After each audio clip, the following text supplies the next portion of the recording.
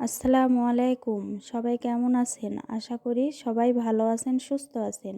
তো আজকে আপনাদের মাঝে একটা নতুন ভিডিও নিয়ে চলে আসলাম। পুরো ভিডিওটাই দেখবেন না টেনে। আর এটা একটা নতুন রেসিপি, গমের পায়েস রান্না। খেতে খুব ভালো, আপনারা বাসায় বানিয়ে খেতে পারবেন। গমের পায়েসটা সবাই আমাদের বাসায় পছন্দ করে, সে কারণে আমি মাঝে মধ্যেই বানিয়ে খাওয়াই সবাইকে। আর এই গমটা আগে ভালোভাবে পরিষ্কার করে নিতে হয়, মেলে যে সেটে আনা যাকে বলে, গমটার উপরের আবরণটা ভালোভাবে পরিষ্কার করে মেলে থেকে নিয়ে আসে। এই তো এখানে এক পর কম পরিমাণের গম আছে। তো গমটা ভালোভাবে ধুয়ে আমি এই প্রেসারে সিদ্ধ করে নিব, আধা সিদ্ধ করে নিব। আর এখানে 3 পোয়া মতো দুধ আছে, দুধটা আমি জাল করে নিব চুলায়। এই তো দুধটা দিয়ে দিলাম। এবার এখানে এলাচ আর তেজপাতা দিয়ে দিব সাথে, দিয়ে দুধটাকে ভালোভাবে ফুটিয়ে নেব। আর দুধটা একটু লেগে যাতে না যায় সেজন্য সব সময় নাড়াচাড়া করতে হবে।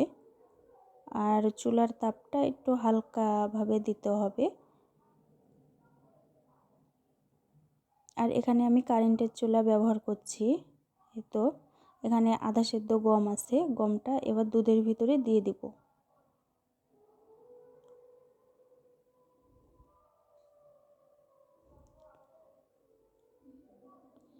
তো এবার নাড়াচাড়া করব যাতে লেগে না যায়, সেজন্য গমটা ভালোভাবে এভাবে নাড়াচাড়া করে সিদ্ধ করে নেব।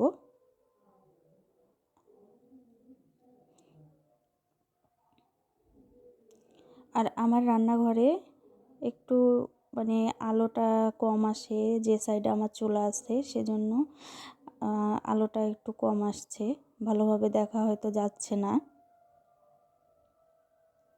এই তো নাড়াচাড়া করে গমটাকে ভালোভাবে সিদ্ধ করে নেব।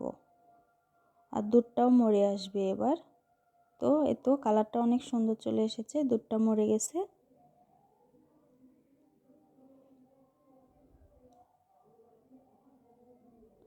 এবার পরিমাণ মতো চিনি দিয়ে দেব। খুব বেশি মিষ্টি হলে খেতে ভালো লাগবে না। পরিমাণ মতো যে যতটুক মিষ্টি খাবে সে তার মতো দিয়ে এই পায়েসটা রান্না করতে পারবেন। তো এই তো আমার পায়েসটা রেডি হয়ে গেছে, অনেক সুন্দর কালার এসেছে আর খেতেও অনেক সুস্বাদু। তো আমার ভিডিও এ পর্যন্ত ছিল।